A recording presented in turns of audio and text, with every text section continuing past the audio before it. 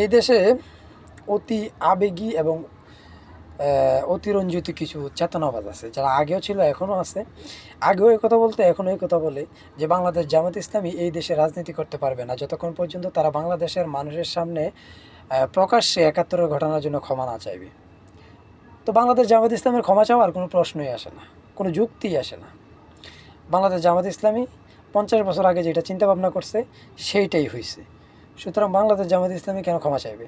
বাংলাদেশ জামাত ইসলামী ৫০ বছর আগেই বলছিল যে এই দেশ যদি পাকিস্তান থেকে ছুটে একক রাষ্ট্র গঠন করে তাহলে এই রাষ্ট্র টিকবে না, যে কোনো মুহূর্তে ভারত এসে দখল করবে অথবা ভারতের প্রভাব বলয় এই দেশে একটা প্রেশারাইজ ক্রিয়েট করবে। তো হয়েছে তো সেটা। গত ১৫ বছরের শাসনামল দেখেন নাই ভারতের কতটা প্রভাব বলয় ছিল এই দেশে? তারপরও কি চোখে আঙ্গুল দিয়ে দেখাই দিতে হইব যে কেন জামাত ইসলাম বাংলাদেশের বিরোধিতা করছে? সুতরাং জামাত ইসলাম ক্ষমা চাওয়ার কোনো প্রশ্নই আসে না, কোনো যুক্তি নেই।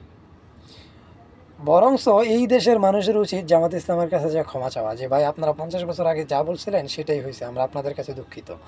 তো জামাত ইসলাম তো একটা শিক্ষিতের দল, তারা তো জানে ভারত কীভাবে হায়দ্রাবাদ দখল করছে, কীভাবে জুনাগড় দখল করছে, উত্তরপ্রদেশ, মধ্যপ্রদেশ, রাজস্থান, পাঞ্জাব, তারপরে আপনার এই কাশ্মীর, তারপরে আপনার এই যে সিকিম, কীভাবে এগুলো দখল করছে তারা তো এই ইতিহাস জানে, যাই না শুনে দিয়ে কথা বলছে।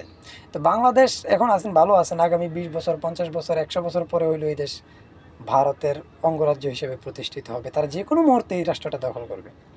সুতরাং জামাত ইসলাম ভুল কিছু বলে নাই, ইতিহাস সাক্ষী, সেটাই প্রমাণ হবে জামাত ইসলাম কখনোই ভুল কিছু বলে নাই।